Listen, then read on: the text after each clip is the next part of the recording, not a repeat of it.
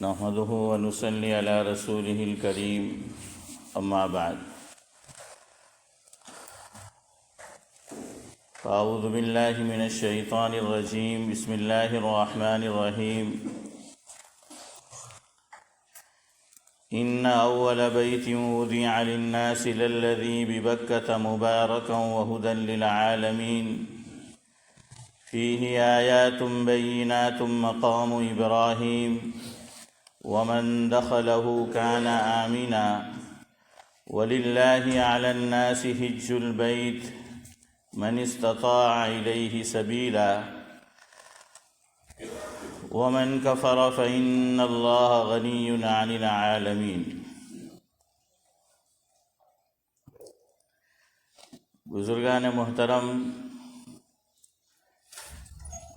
آج کی مجلس میں حج کے تعلق سے کچھ باتیں آپ کے گوش گزار کرنا ہے۔ بڑے ادب سے شروع میں ایک درخواست اور ریکویسٹ کرنی ہے، چاہے ہمارے دعوت و تبلیغ کا کوئی ساتھی جمعہ کو اتوار کے دن جو ان کا اجتماع مقامی ہوتا ہے وہ ہو، یا جمعہ کا بیان ہو، یا عیدین کا ہو، یا کسی اور وقت، علماء نے یہ لکھا ہے کہ اجتماعی عمل ہو رہا ہو اس وقت انفرادی عمل نہیں کرنا چاہیے۔ یعنی ابھی جیسے یہ واعظ ہو رہا ہے، یہ بھی دین ہی کی باتیں ہوگی، یہ بھی قرآن و سنت کی ہی باتیں ہوگی، اور قرآن و سنت کو سمجھانے کے لیے جو باتیں دیگر ہوگی وہ بھی اس کی معین اور مددگار ہوتی ہے، اس لیے عرض کی جاتی ہے۔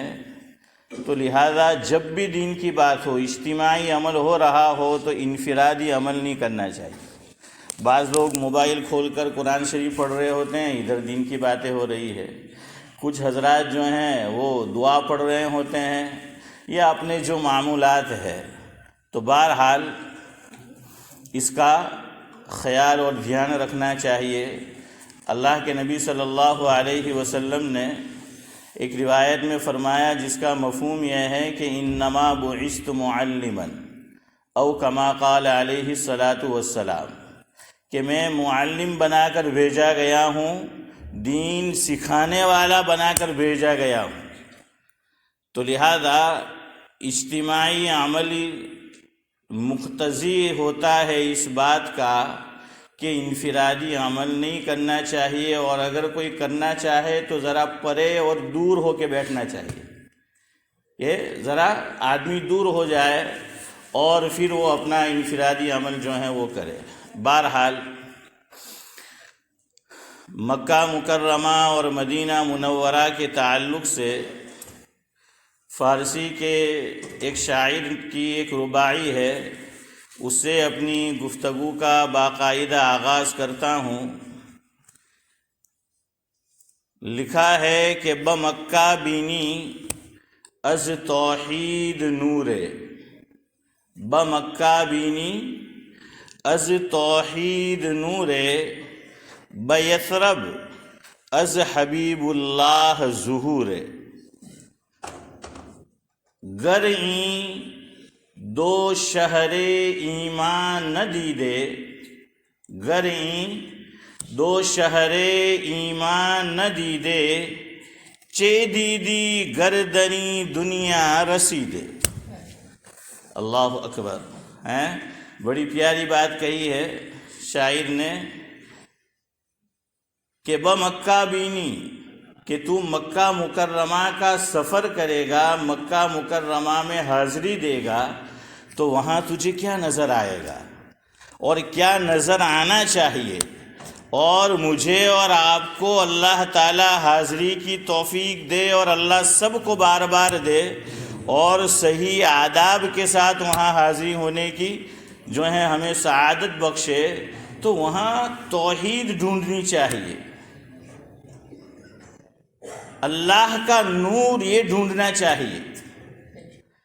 خطیب الامت حضرت مولانا ابرار احمد صاحب دھلیوی رحمۃ اللہ علیہ سے میں نے یہ بات سنی، جو مجالس خطیب الامت اس میں بھی موجود ہے، جس کا مفہوم اور خلاصہ یہ ہے کہ بھئی کعبۃ اللہ پر تو حضرت مولانا احمد اللہ صاحب رادیری نور اللہ مرقدہ، ہمارے حضرت مولانا ان کو جانتے ہیں، اللہ مرحوم کو غریق رحمت کرے، کم و بیش 50 سال جامعہ حسینیہ راندیر میں بخاری شریف کا حضرت نے درس دیا ہے۔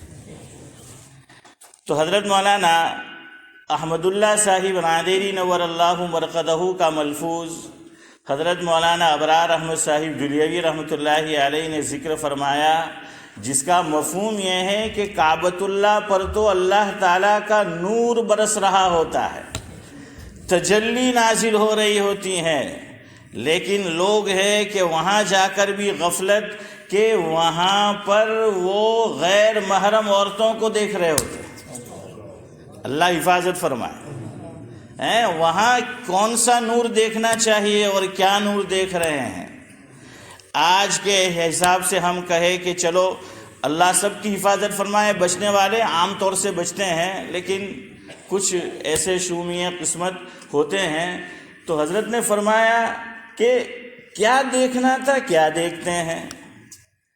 آج لوگ کیمرے کی روشنی وہاں نظر آتی ہے، موبائل کی روشنیاں نظر آتی ہے، ارے جو نور اتر رہا ہے، کعبۃ اللہ تو مرکز ہے، اللہ کی تجلی کا مرکز ہے، سب سے پہلے اللہ تعالیٰ کا نور وہاں نازل ہوتا ہے، اور پھر یہ دنیا بھر میں جتنی بھی مساجد ہے وہ اس کی برانچیز اور شاخیں ہیں، پھر وہاں اور اس کے بعد ہوتے ہوتے ہوتے جو ہے وہ پہنچتا ہے۔ لیکن آپ دیکھ لیجئے کہ آج میرا اور آپ کا اور اکثر حجاج کا اور جو عمرے کے لیے بھی حاضر ہوتے ہیں، کیا حال ہے کہ وہاں جا کر موبائل ہاتھ میں ہیں، سیلفیاں لے رہے ہیں، موبائل ہے، لائیو اسٹریمنگ ہو رہی ہے، کسی کو وہاں دکھایا جا رہا ہے۔ ارے جو وہاں حاصل کرنا چاہیے، جو وہاں دیکھنا چاہیے، وہ ہم دیکھ ہی نہیں رہے ہیں، جو کرنا چاہیے وہ کر ہی نہیں رہے ہیں۔ دیکھیے بڑے بڑے لوگ ہیں، ان کا کیا عمل ہوتا تھا، صرف ایک مثال دیتا ہوں، شیخ عبد القادر جیلانی علیہ الرحمہ، سب نے نام سن رکھا ہے، بہت بڑے بزرگ ہیں، لیکن اس کے باوجود وہ اللہ تعالیٰ سے کتنے ڈرتے تھے، اور اللہ تعالیٰ ان کو پہنچا دیتا تھا کعبۃ اللہ تو وہ کیا کرتے تھے، اور مجھے اور آپ کو اللہ پہنچاتا ہے، ہم کیا کر رہے ہیں۔ اتنا پیسہ آدمی خرچ کر کے جاتا ہے، فیملی کو چھوڑ کر جاتا ہے، وقت قربان کرتا ہے، اور ہوتا کیا ہے، وہی جو محاورہ مشہور ہے، کہاں گئے کہیں نہیں، کیا لائے کچھ بھی نہیں، ویسی حالت ہوتی، کہاں گئے کہیں نہیں، کیا لائے کچھ بھی نہیں۔ حضرت شیخ نے لکھا ہے فضائل حج میں کہ لوگ حج پر اس لیے جائیں گے، یا کہہ لیجئے کہ عمرہ کے لیے اس لیے جائیں گے کہ حجاز پیرس کہ لندن اور پیرس کا سفر نہیں کیا تو حجاز کا سفر کریں گے، یعنی کیا کریں گے، انجوائمنٹ، کہ انجوائے کرنے کے لیے جا رہے ہیں، ہالیڈے منانے کے لیے جا رہے ہیں۔ دھیرے دھیرے یہی ہوتا جا رہا ہے۔ پہلے بستی میں سے کوئی حج کر کے آتا تھا، عمرہ کر کے آتا تھا، تو لوگ اس کے گھر حاضری دیتے تھے کہ چلو زمزم پی کر آئے ہیں، وہاں کی کھجوریں کھا کر آئے۔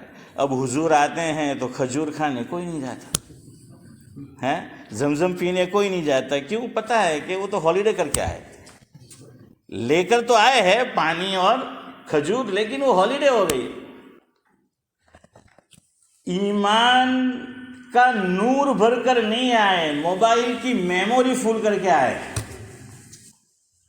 ویڈیو بنا کر آئے، ہر لمحہ ہر گھڑی وہ کیچ اپ کر کے آئے۔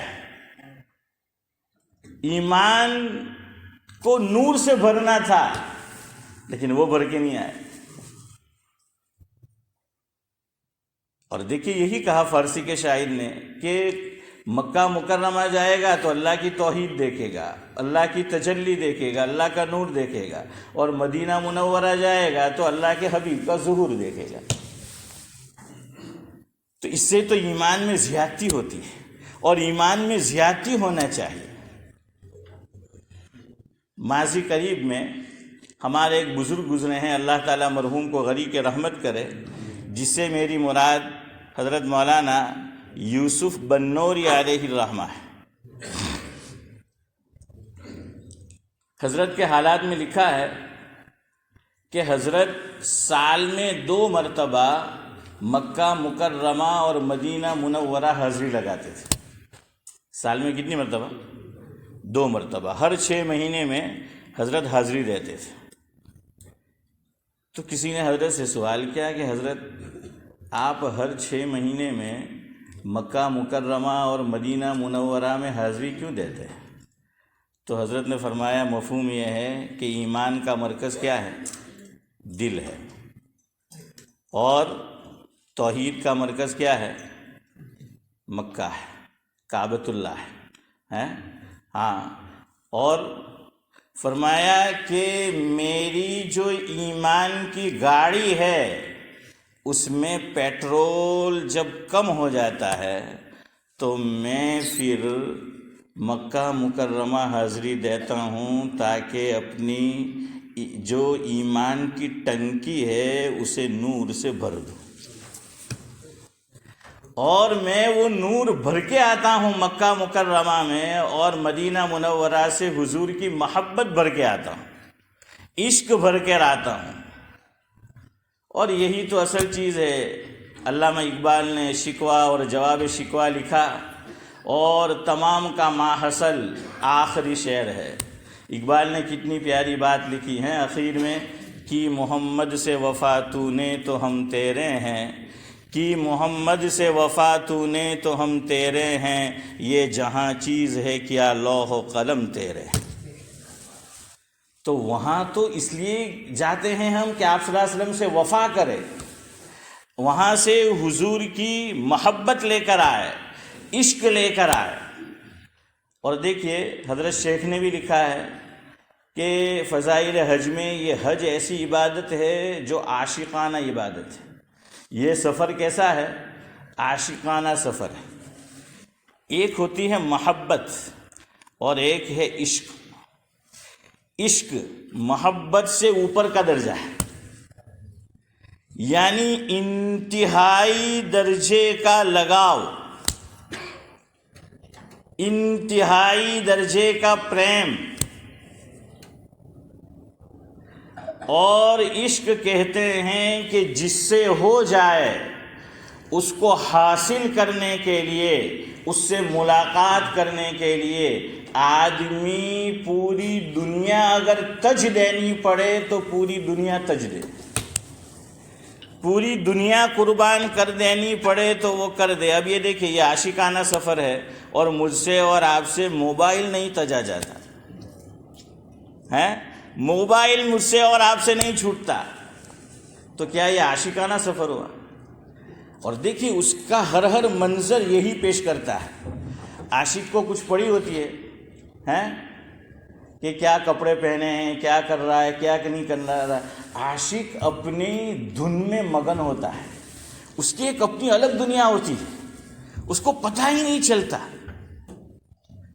علماء نے یہ بات لکھی ہے، مفہوم ہے، لیلا اور مجنو، جیسے رومی اور جولیٹ، فرہاد اور شیریں، ان کی محبت مشہور ہے، اسی طرح لیلا اور مجنو کی محبت بھی مشہور ہے۔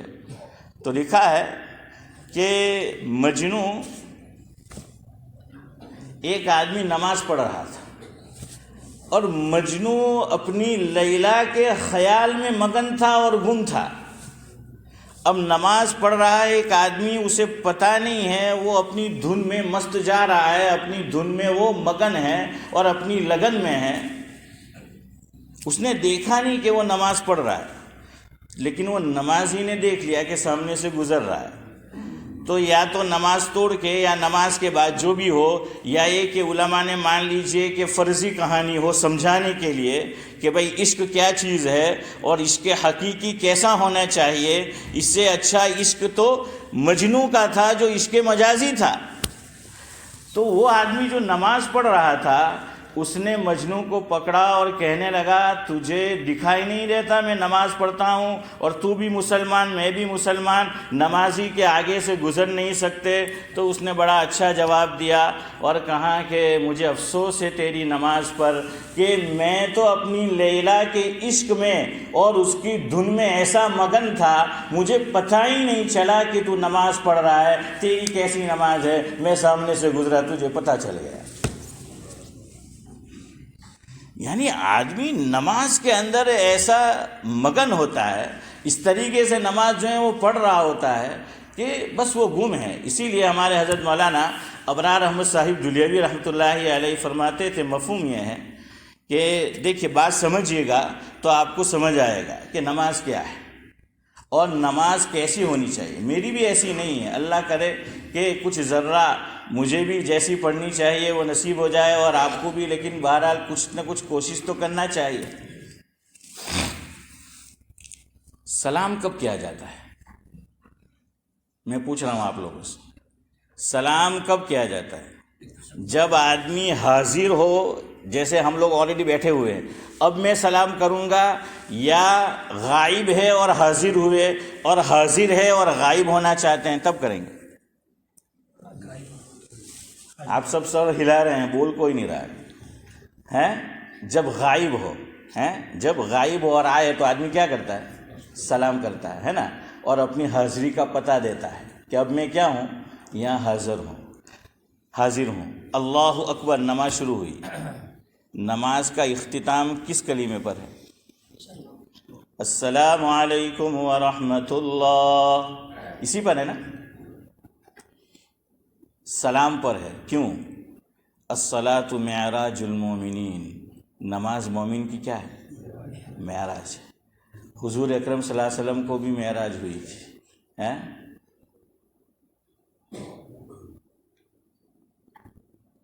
اور کیا کچھ ہوا تھا؟ فارسی کے ایک شاعر نے اس کا حق ادا کرنے کی کوشش کی ہے، ویسے ہوا نہیں ہے۔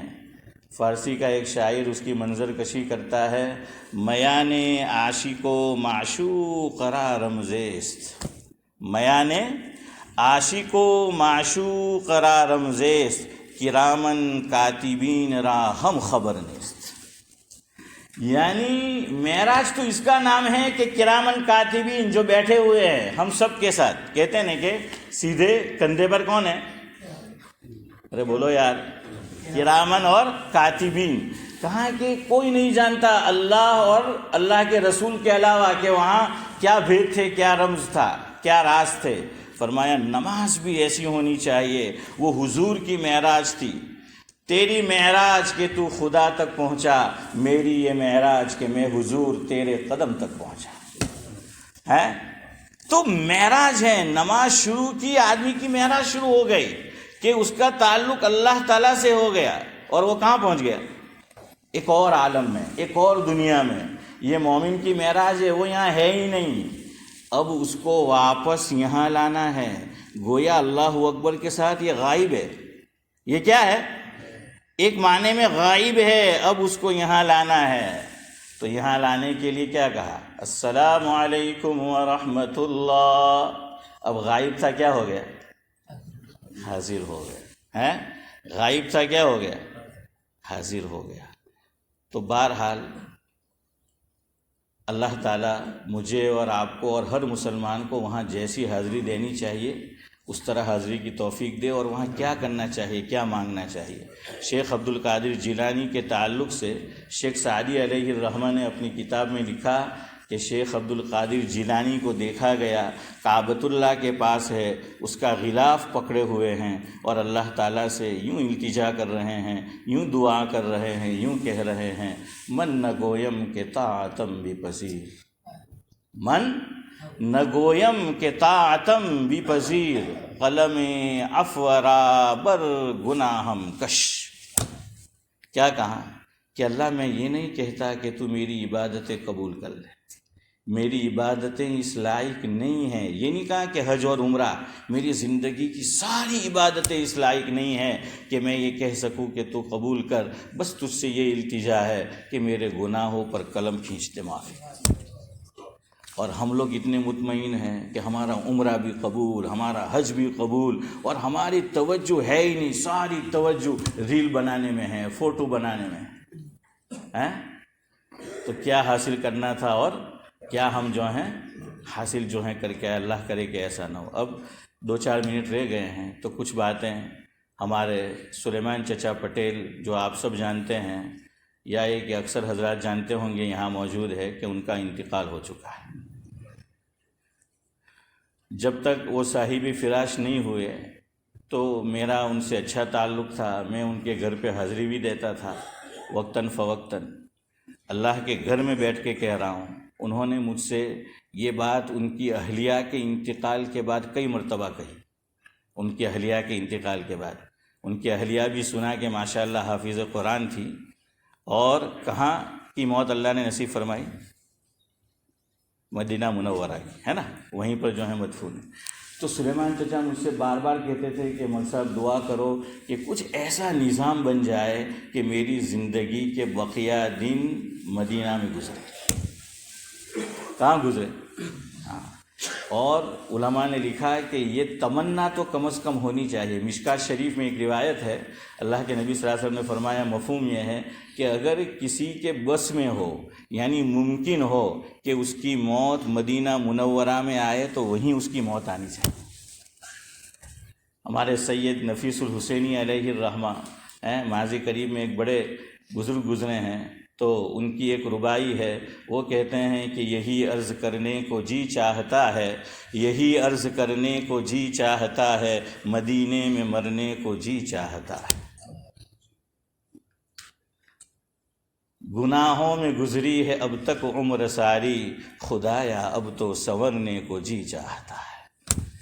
کہ وہاں کی موت آئے گی تو میں سمجھ جاؤں گا۔ تو سلیمان چچا فرماتے تھے کہ مولوی صاحب دعا کرو، یا آپ کو پتہ ہو کسی ایسے آدمی کا کہ وہ مجھے وہاں کی رہائش دلا دے، تو میں اپنی زندگی کے بقیہ دن وہیں گزارنا چاہتا ہوں، اور میں چاہتا ہوں کہ میں اپنی زندگی کا آخری سانس مدینہ منورہ میں، اور مجھے بقیع الغرقد کی مٹی کیا ہے وہ نصیب ہو۔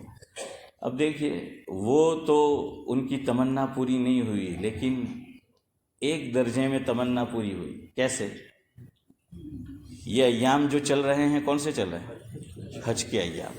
حج مخصوص دنوں میں ہوگا 5 دن، لیکن ایام شروع ہو جاتے ہیں رمضان مبارک کے ختم کے ساتھ۔ تو اللہ نے موت تو ان کو ایام حج میں، اور دن بھی کتنا مبارک دیا ہے، جمعہ کی شب، اور غالباً تہجد کا وقت۔ ابھی مجھے مولوی الیاس مالجی نے بتایا کہ تقریباً 3:30 بجے ان کا انتقال ہوا، تو یہ تہجد کا جو ہے وہ وقت ہے۔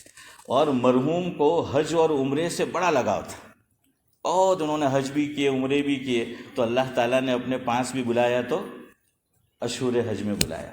ایام میں اشہور حج، میں نے شروع میں غلط بول دیا، ایام حج نہیں، حج کے ایام تو وہ 5 دن ہے، اشہور حج کہ کب بلایا اپنے پاس؟ اشہور حج کے اندر جو ہے وہ بلایا۔ اور مرحوم پرانے لوگوں میں سے تھے۔ ہماری اس مسجد میں مجھے درمیان میں جو ایک چیئرمین صاحب تھے، جو فی الحال تو نہیں ہیں، انہوں نے بتایا تھا کہ ہر مہینے سلیمان چچا نے کیا کرا رکھا تھا؟ ڈائریکٹ ڈیبٹ، اور ہماری اس مسجد کے لیے ایک مخصوص رقم وہ دیا کرتے تھے، اور بھی مدارس میں وہ خیرات کیا کرتے تھے۔ بہرحال بڑی اچھی زندگی گزاری، تو اللہ نے موت بھی کیا ہے ویسے ہی نصیب فرمائے۔ اللہ تعالی ہمیں بھی اپنے وقت پر جو ہیں حسن خاتمہ کی دولت سے مالا مال فرمائے۔ سلیمان چچا کی اللہ تعالیٰ بے انتہا مغفرت فرمائے، اور ان کی فیملی کو، متعلقین کو صبر جمیل و اجر جزیل عطا فرمائے۔ اللہ تبارک و تعالیٰ جو ہیں حوض کوثر پر محبوب کے ہاتھوں جام کوثر نصیب فرمائے، عرش کے سائے میں جگہ نصیب فرمائے۔ اگلی ان کی ساری مراحل اور ساری منزلیں اللہ تعالیٰ آسان فرمائے، کروٹ کروٹ چین و سکون نصیب فرمائے، بلا حساب کتاب جنت الفردوس میں اعلیٰ و بالا مقام نصیب فرمائے۔ ان کی تمام اللہ تبارک و تعالی حسنات کو قبول فرمائے۔ بشری تقاضے کی وجہ سے کمیاں کوتاہیاں ہر ایک سے ہو ہی جایا کرتی ہے، ایسا کچھ ہوا ہو اللہ تبارک و تعالی تمام سیئات کو حسنات سے مبدل فرمائے، آمین۔ نماز جنازہ جو ہیں وہ انشاءاللہ نماز کے فوراً بعد ہوگی، تو جو حضرات جہاں پر نماز پڑھیں گے وہیں کھڑے رہے، اور سنت بعد میں ہے نا، ہاں سنت جو ہے وہ بعد میں ادا کرے اور فوراً جو ہے انشاءاللہ نماز جنازہ وہ نماز جمعہ کے بعد ہوگی. اور سینٹر کی طرف کا جو جگہ ہے، جو دیوار ہے، وال ہے، راستہ، وہ جو ہے چھوڑ دے تاکہ آسانی ہو.